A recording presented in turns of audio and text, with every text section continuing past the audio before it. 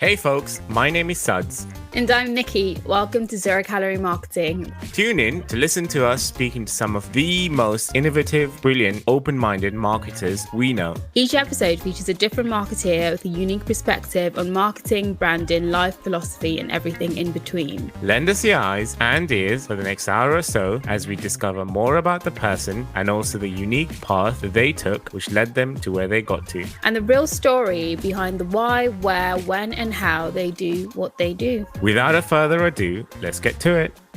Hey everyone, welcome to season 2, and I want to introduce brand new host Niki, who joins me from her leafy apartment flat house directly live and direct from Hertfordshire. Why don't you start by telling us a bit more about yourself, Niki? Yeah, my apartment's not leafy. I wish it was. I'm not yet a plant mother because I'm not that responsible. But one day when I have things together. So yeah, I'm Niki. Joining Zero Calorie Marketing. Whoop, whoop, very excited. I am currently talent and audience development manager at Casabro Public Press. I do a lot of walking, or I've done a lot of walking this year. I think everyone has really, because sanity. Yeah. And yeah, I'm glad to be here. How are you, Sad? I'm good. I mean, I think a bit more about us. We met through some mutual friends. I think you go back a long way with Amanda, don't you? Oh God, yeah, I go back. I think I met Amanda in I think 2013. So yeah, about 7 years. I think I remember meeting you. We sort of ended up at dinner together on this. Oh yes. It was about this time, I think, last year, wasn't it? It was at Covent Garden when we went to the pizza place. Mm-hmm. Well, that was really good pizza. Where was that? It was in a place called Fire and Stone, I believe. We had a really good night that night, and we had a really good chat. I remember that night really well now. The thing is, this year just seems like a blur in terms of being at home for 6 to 8 months has been a killer on my memory, like with everyone else. Yeah, because I think you barely change scenery in the same way you do in everyday life, so everything just feels like one big ball of just continuing. Where last year, for instance, like every single day you're seeing different buildings, different people, not every single day, but more than this year, where I'm just like, I've seen so much of like the four walls of my room this year that I'm stripping everything down and redecorating just so it looks different in 2021. And that's just me changing the scenery. I remember you telling me this off air in terms of what you've got plans for your room and everything. In terms, I think, you know what, Niki, like that dinner, I remember it now, but it just seems like such an odd concept even now in terms of just going out for dinner with friends. You've got to have some sort of a military stage planning to be able to schedule everything, making sure that you're keeping your distance. And even in restaurant, I went for a meal with my dad. Went for lunch today, and it just wasn't the same. Yeah, it's really weird. I think I haven't been out to dinner. I haven't really left Hertfordshire. I'm going to be very honest. in a few weeks, because every time I go into London, it seems like a completely different world. Like, I think people who are based in sort of the central space of London, it would be so stark for you to come out to a more countryside space, because you don't see as much people, you don't engage, and people aren't on the streets as much. But every time I go into London, it feels like I'm going from 0 to 100, and it's too much. The thing is, I was actually on the tube for the first time, and it just was mad. It was just like it's something I'd done millions of times before, but it just was very unusual to be back in the tube and everyone's wearing a mask, and of course the world's turned upside down. Even for students, distance learning, and usually we had this policy of doing these things offline, so we would get the person, all our guests would meet us in real life, whereas this is the way forward. And I guess it's the future. It is, and I think it's been interesting, because I think about if I've made sort of any new friends or connections this year, because usually I met you. We met a year ago, and this is us a year later. Or I have friends. Two of my best friends actually I met on Twitter, but then because we were able to then meet in real life. Yes, it's cemented inside the relationship. So it's been a weird one because I think as much as you've met some people virtually, I think missing that physical ability to connect, for me, I'm going to say, sort of stopped, some things progressing, which has been quite a challenge this year because one, I think I halfway through most online conversations, I'm starting to check out because I'm just like, I like, this has been staring at my screen for 2 hours. I can't do this.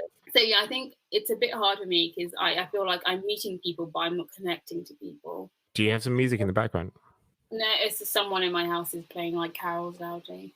We're very much in the Christmas. We opened like the Quality Streets today. Opened some mulled wine. Oh, have some Bailey. Converted. I into had my Christmas mince pies for the first time today. Yesterday. hate mince pies. I absolutely You hate cannot stand them. Oh my god! So I think you know what the problem was. So the first time I ever had a mince pie, I was like, "Oh my god, mince pie!" Someone was like, "Here you go," and I just assumed a mince pie would have like meaty mince in it. You know what I mean? Because when you say mince, it's going to be that. I was expecting something like warm and just like meaty and just hearty.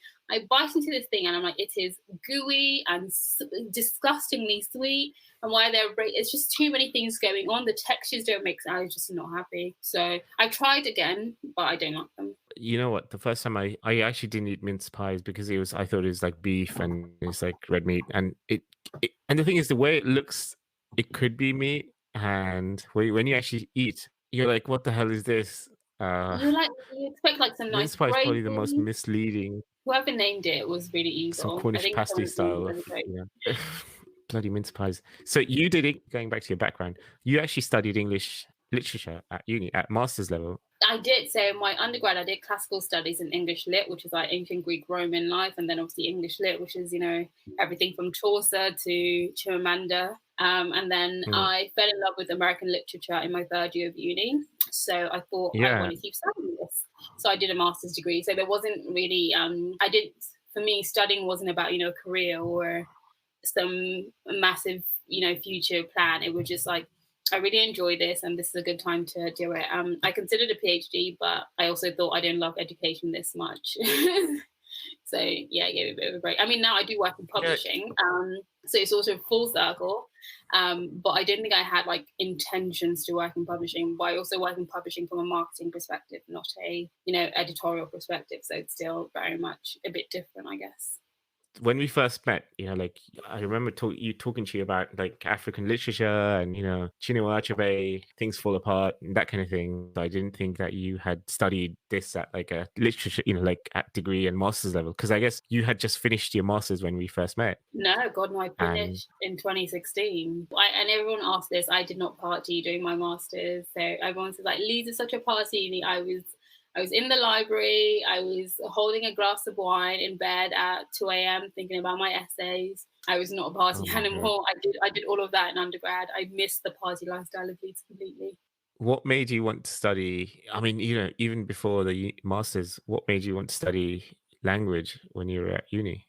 It came naturally to me to just do like literature. Like it was something I was like, I just enjoyed. And I read a lot. So I have like a quote unquote bookstagram. But I'm really bad actually updating my bookstagram. So I'm not going to tell you what it is because I'm so behind. I meant to finish 15 books before the end of the year.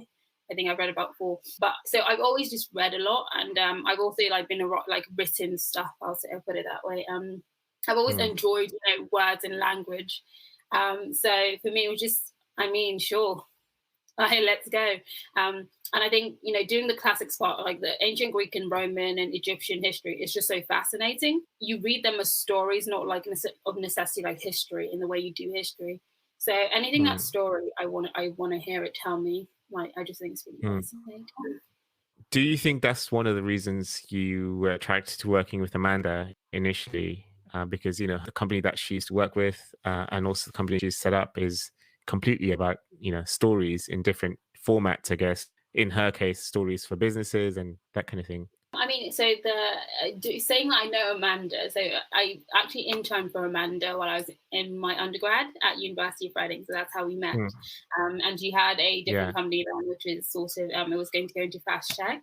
So I think the reason we gel is because the way we approach sort of, I guess, business is how do you, build a community? How do you engage people? The conversation rather than just, the product and the metrics. It's very much like, how do you engage an audience? And any way you slice or dice, it's storytelling. You know what I mean? People want to follow a journey, and a journey is, because you can never live someone's journey. It's always going to be a story to you, if that makes sense. So someone can tell you about the hardship they've gone through, but your only perspective of it is going to be as a narrative. I think we just sort of understood that aspect of things, because everyone building a business has, a challenging times. But when they tell it back to us, it's like, oh, this is the story of your journey too. Or when we call things, a journey or a story of triumph, it's not that it trivializes it, but it creates a different emotion for the recipient of that narrative. So because you can never live a person's story.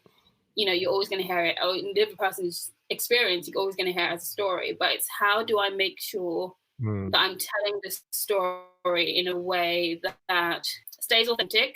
So some people try to, but you can tell when someone embellishes a story, it goes like they're really trying to elicit one emotion from the narratives they tell.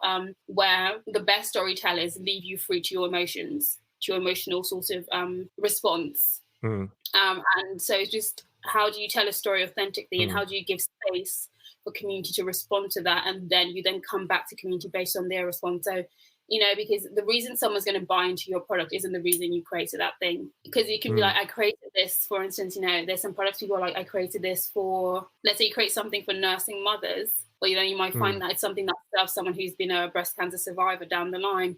So do you know what I mean? So you can never tie a story to just one particular, like, this experience, because you haven't lived someone else's experience. You don't know that this is going to resonate with that person, because you don't understand how the metrics of their body or their experience work. So I don't know if that was it was a helpful example, but this is a very long-winded answer to say yes.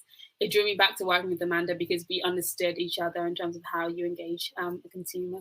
Yeah, well, Amanda's going to be our first guest, which I'm very excited about. Yeah, so we can actually grill her on this in more detail and really get to understanding it. It's what's actually in her mind versus what she articulates in real life. Because I've known her for probably the same as long as you have, like nearly a decade actually. When she first had her fashion business, that's when I actually got to know her and, met her through lots of different times of, we're in different phases in our life, and we got to know each other, and 3 or 4 jobs and 3 or 4 different careers, I guess. Here we are, and we finally get to grill her and do that. I'm personally very excited to have you on board, just because I had actually seen a couple of your videos, and because we're looking for a co-host, I thought, oh, this person would be very interesting. I think when we first spoke, like initially you were, I just had a good feeling that you would be a good person to try and bounce some ideas with, and get to really tease out all the guests, and really understand what their background is. Because I think, like you were saying, I really believe that in order to understand someone, you've got to know where they come from, and also what their story is like, personally, like their identity is based on where they are from, who they happen to meet, and also, I guess, the environment they grew up in, and also the things that they expose themselves to, because that's the way to really understand, okay, so this person is this way because of that. And I think a lot of, especially in our, stuff that I consume, it tends to be very factual, whereas I would rather have the emotional element of it, because I think that's when someone can really understand who you are and identify with what your decisions are and the kind of things they do. Yeah, I mean, I can agree with what you say. There's so much, I guess, based like on the, I don't say factuals, like the data and the numbers, and things like that are very important. But as much as they're formulas for many things, I think a lot of the time people go with their gut or their instinct or their experience to actually decide how they move in space, or they go with the experience of someone else. Like, experience can and cannot be measured, if that makes sense. Sometimes it's very much like, this has been your output. If you take someone out of the equation, you can always feel that spot where you're going to get a different set of experience guiding that space, rather than the same experience.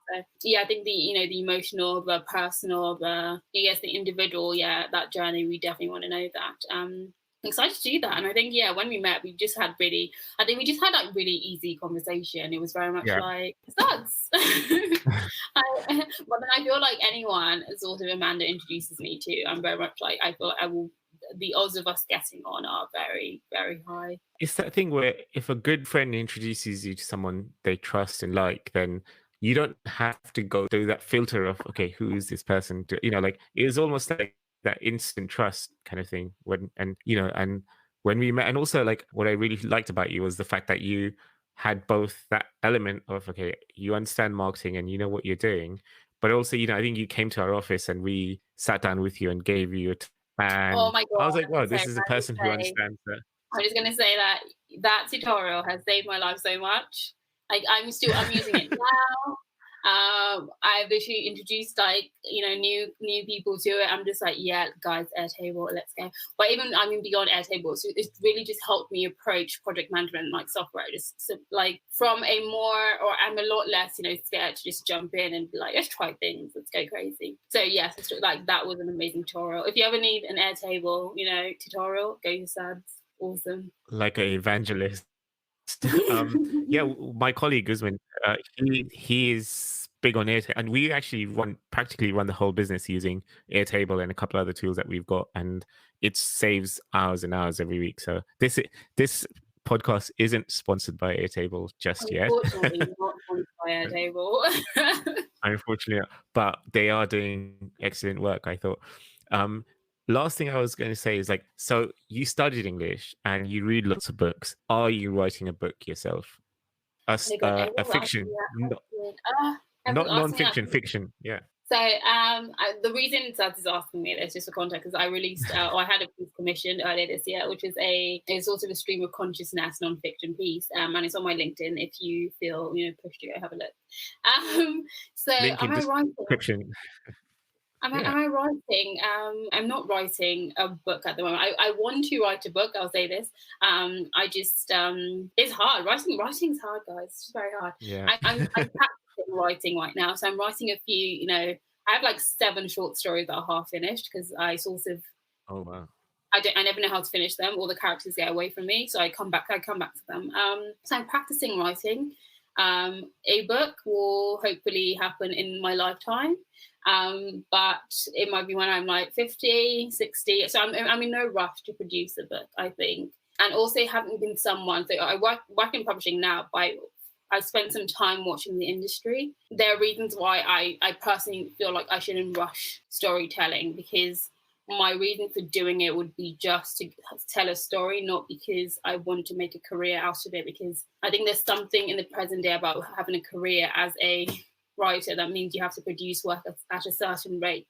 That's not sustainable, where I think it's healthier to create a life for yourself that enables stories to be, something that flows out of you over like a healthy period of time. Because there's a fantastic book by someone called Jennifer McCumbee, and it's called Chintu. And I think it got published, I think maybe in I think it was 2011 or 12. I can't quite remember now. Maybe later, maybe.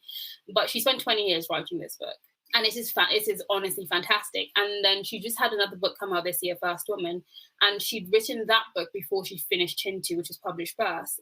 But when you read her books, you know that this is work that had time and it had growth put into it. That makes sense. So she definitely grew as a writer writing these books, and I think reading that kind of storytelling is more compelling for me, than rushing to produce something. And also, as it's also fleshed out, I'm relatively young.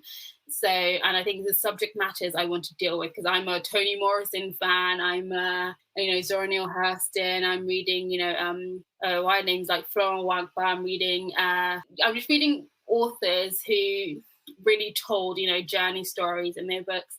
And those are the people that inspire my writing. So I bow to them and say, writing shouldn't be something you rush to finish. It should be something that you take your time and you let unfurl at its own pace.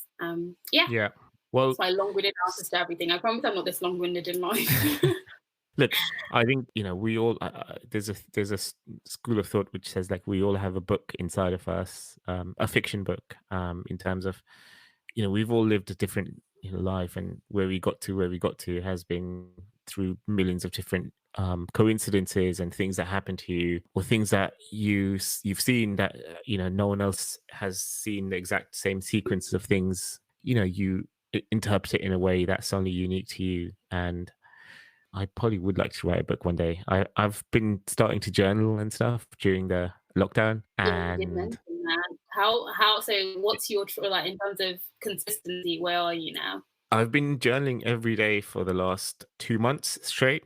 But I've started, like, at first it was a challenge just to sort of see if I can motivate myself to get up in the morning and just write down what I think. So in the beginning, I was just forcing myself, even if it was just a sentence, to say, okay, here's what I'm thinking right now as soon as I get up out of bed, and I just either write it down on my phone or in a little journal that I have. But what I found after about 40 days of straight writing, and this is someone who hasn't written for personal reasons for a long time, like, Yeah. and I think that part of my brain muscle has started to work. I'm finding myself being better at expressing myself and articulating my thought, just because I went through that barrier of, okay, just push myself to write every day. So my communication overall has improved, and also I'm better able to express myself to people just because of that. So it gives me, I mean, by no means I think I'm like a long way away from writing. I do read a lot of books, not fiction and non-fiction, but being able to express what you want and what you have in your mind well is a challenge that I want to try and master, but in my own time. So probably by the time I'm 50, which will be, I feel I'll probably have enough confidence to be able to say, yeah, you know what, I can write a book. But for now, I'll have to stick to podcasting. um, Um, I mean, no, that's amazing. I've never been, even though like I produce pieces and I'm sort of, I'm actually published as a poet as part of an anthology and things of that nature. I'm not a consistent writer, so I'm probably the worst person to get any practice from, writing for. I mean, I handwrite all my, if I have a to-do list for the day, I do a lot of handwriting or handwrite ideas. But in terms of consistent writing, I'm terrible at it, which means I've lost so many great ideas. But I mean, if they're great, they'll come back. See, I'm also very trusting of the universe. It's a bit wishy-washy, but I think, I think part of the challenge of writing is sort of trusting your characters to tell their own stories. So I'm going to say that as like, anyone that's trying to write. So a big thing for me is always, I sort of have this idea. I'm like, this is what's going to happen. And I start writing and characters take on, lives of their own, quote unquote. And it's just sort of, I think part of that is the giving characters the freedom to not always be good. And it's very hard for you when you're writing to write characters being, as frustrating as sometimes awful, as broken, and those things. I think that's the big challenge people face when they go to put pen to paper, is sort of allowing characters to be human. You want to write a nice story that's, like motivating, and it can be, but you have to write the rough patches. And that's the same for real life, where there are people that love you, but there are going to be moments where, you're going to come into friction with them, and you're going to have, disputes. And there's sometimes where you're not going to be kind to yourself. And when you have to sit down, I think part of journaling helps you notice these patterns, because you wake up in the mornings, you're just like, don't want to do this, would like to go back to bed, I would like to scrap today. Or you wake up and and noting how you're feeling, you sort of, I think, better understand, the ebbs and flow of being human. And, I think the practice of doing this, when you come to write your book, hopefully it helps you accept your characters being absolutely batshit crazy. I think that's the biggest challenge. I'm going to ask you a question. So what's the last, so you can be fiction, non-fiction, or no, what's the last fiction book you read, and what's the last non-fiction book that you read or are currently reading? You know what? About 3 years ago, I gave myself a challenge to read a book a month or a week. And I churned through lots and lots of books. And before that, I was one of these people who only read because he had to at uni or for part of a coursework or as part of the curriculum, that kind of thing. So I'm currently on book number 114 at the moment. And Wow. this started ages ago, and I don't have time as much as I used to in terms of being able to sit down and read as much. But the last fiction book I read was a book called A Brief History of Capitalism by Yanis Varoufakis, who's a Greek economist who actually was a minister. The last fiction book I read was actually The Wolf of Wall Street. It sounds a bit lame, but it's a 400 or 500 page book. And this was actually at the beginning of lockdown. So I managed to churn through all that. I was reading like 3-4 hours a day. And when you find a good book, you kind of get to page 50 without even in a sitting. And you know that you're kind of hooked. Whereas some books, you kind of tend to sit down and you're like, this is a real struggle, because you've got to sometimes go back to the chapter and start again just because you think that you may have missed out some points. It's just not engaging enough. So I tend to just struggle through. So the last one was History of Capitalism. It was a very light read, and I think I managed to read it in like a couple of days. The author is really articulate, and he gave me lots of thoughts and food for thought. Whereas, if you contrast that to The Wolf of Wall Street, he is speaking from his experience. I'm sure some of it is fictionalized. You find yourself sometimes hating the character, but also sometimes loving the character as well. So I don't know. What about you? What are you reading at the moment? What am I reading at the moment? I mean, I'm reading many things actually, so it's a bit, but some of it is work related. So I'm going to try and separate work from life. Non-fiction, I'm reading a book called Formation: The Making of Nigeria from Jihad to Amalgamation. And it really, obviously, it's come out this year, but it's also linked to the piece I produced earlier this year. I'm just looking at sort of the history of the dynamics of what has shaped Nigeria into what it is today. And I think if you sort of were paying attention to the news, there was, massive protests across Nigeria. So it's sort of been very perfect timing for this book. It came out in 2020. And it's really, for a non-fiction narrative, it's really, really engaging. Like it reads sort of fictiony, the way they approach it. So they go through like eras and ancient kingdoms, like the rise and fall of leaders. It's really, really cool. And for fiction, I'm reading a book by a Haitian author in translation, and it's called Hadriano, All My Dreams. And it's a bit surrealist and magical realist. So it's very around the practice of like voodoo and sort of, zombie-esque. I don't know how to explain this. It feels unlike anything I've ever read, and it's really fantastic. So I generally hate books in translation because sometimes you lose, I think, the essence of a book in translation, but this is absolutely fantastic. I'm loving it. So that's me. Do you tend to sort of churn through books when you're like at work, or do you like a bit more about what you do for your day-to-day living? You mentioned you're in publishing. Can you tell me a bit more about that? I mean, my job is to also obviously market books, and I work across. So the publishing company I work with was founded in Nigeria, but now exists in the UK. But they have like a large diasporic audience of people wanting to read, authors from the African continent, let's put it that way. So my job is to market to, everywhere really. And it's mostly, so one thing I really, really believe in is community sort of marketing in terms of engaging with community where they are. So it's more just finding the right communities to help amplify the authors, the books. So one book we have coming out next year, which is an interesting one about a South African man who has a failed circumcision and sort of how that impacts his relationship with his masculinity. It's called A Man Who's Not a Man. And another we have coming out is a historical fiction inspired by an Abyssinian slave who was taken to Iran. So, these are like obviously very like different titles. So my job is to sort of find the right audiences to connect with them. And I do that by like working with the authors to help them grow their audiences, but also connecting the authors and, mostly grassroots organizations, or sometimes, obviously more public ones. So yeah, I do have to read these books. But luckily I am a fast reader. So I think part of the uni training is I can churn through quite a big book in a few hours. I've been really bad this year though. I found reading very hard in 2020. I don't know why. Have you struggled at all?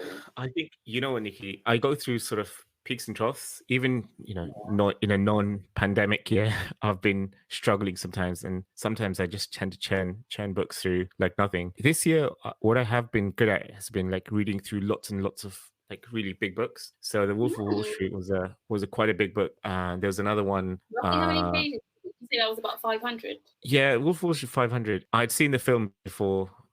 So that was a different kind of that's a different topic in itself. And there was another one called Mr. Nice by, it's one of these student books that everyone's read.